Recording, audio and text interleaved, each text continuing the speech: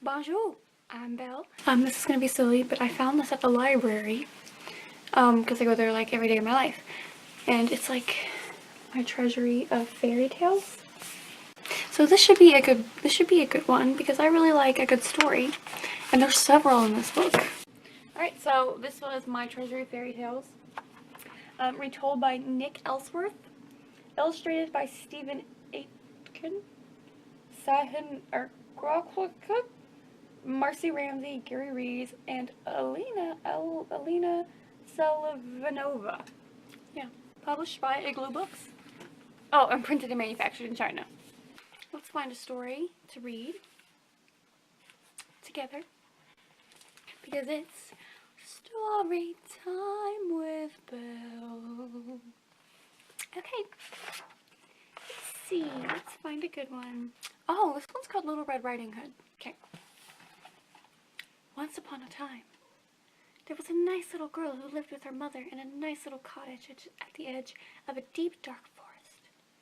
The girl was known as Little Red Riding Hood because she always wore a beautiful red cape with a hood. One day her mother called to her from the kitchen, "Little Red Riding Hood, Granny's not feeling very well. Will you take her some goodies I've packed for her?" "Of course I will," said Little Red Riding Hood, who loved her granny very much. She ran downstairs and peeked into the basket her mother had packed. It was full of delicious things. These were homemade cookies, a jam tart, some cherry muffins, and to finish it all off, the biggest, reddest apple that Little Red Riding Hood had ever seen. Granny's cottage lay on the other side of the forest. "Now remember," said Little Red Riding Hood's mother, "keep to the path and don't talk to any strangers." "I won't," replied Little Red Riding Hood, and picking up the basket, she skipped merrily out the door.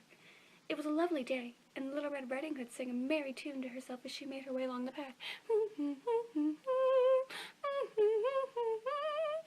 A while later, she was in the deepest, darkest part of the forest. She saw some pretty flowers growing in a small clearing just off the path. "I'm sure Mother wouldn't mind if I went off the path for a minute to pick some flowers. Granny would love them," she thought. She had a quick look around and didn't see anyone, so ran for the little clearing, where she started to pick the flowers. But hiding behind a tree was a not very nice wolf, who was hungry and looking for his dinner. In one swift movement, he was at Little Red Riding Hood's side. "Hello, my dear," he said in his most charming voice. "What a beautiful day. I see you're picking flowers. May I help you?" Little Red Riding Hood was startled to see the wolf at first, but he seemed so friendly and had such a lovely deep voice, her fears faded away. "I'm picking them for my granny. She's not very well. I'm taking her this basket of food." "What a lovely thing to do!" exclaimed the wolf, thinking that if he was clever, he might be able to eat the girl, her granny, and the basket of food for his dinner. "I've got an idea," said the wolf. "Why don't I run ahead and give the basket to your granny while you finish picking your pretty flowers? Then we can all meet at her house." "That's a very good idea," said Little Red Riding Hood. "She lives a little further up the path in the first cottage." "That's settled then," said the wolf, taking the basket from her. "By the way, what's your name?" "Little Red Riding Hood," she answered. "Charmed to meet you, my dear," said the wolf with a big, wide grin. "See you soon." And he set off down the path towards Granny's cottage, licking his lips. Yeah, right. When he arrived at Granny's cottage, he knocked on the door. "Hello, is anyone home?" shouted the wolf in his best little girl's voice. Who's there?" asked Granny, tucked up in bed. "It's me, Granny," said the wolf. "Little Red Riding Hood." "Come in, dear," said Granny. "I'm in bed." The wolf opened the door and ran upstairs into Granny's bedroom. "You're not Little Red Riding Hood!" exclaimed Granny.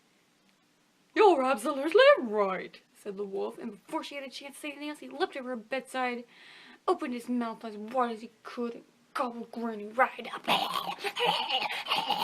"And now for Little Red Riding Hood," thought the wolf.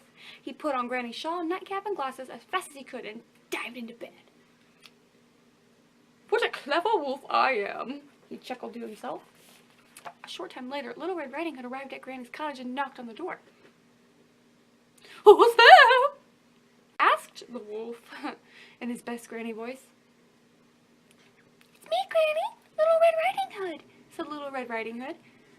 "Let yourself in, dear," said the wolf.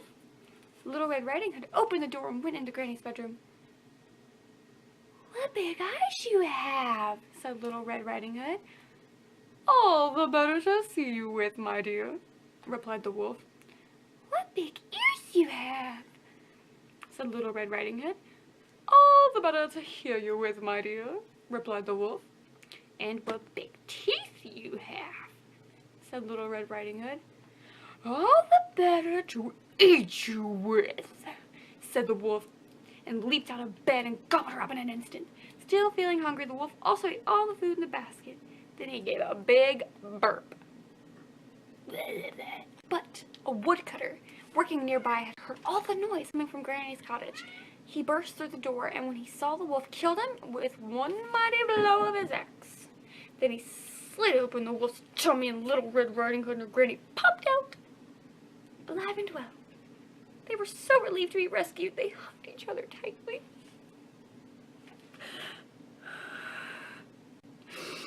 The sweetest story I've ever heard in my life. "Thank you," said Granny to the woodcutter. "I can't do this."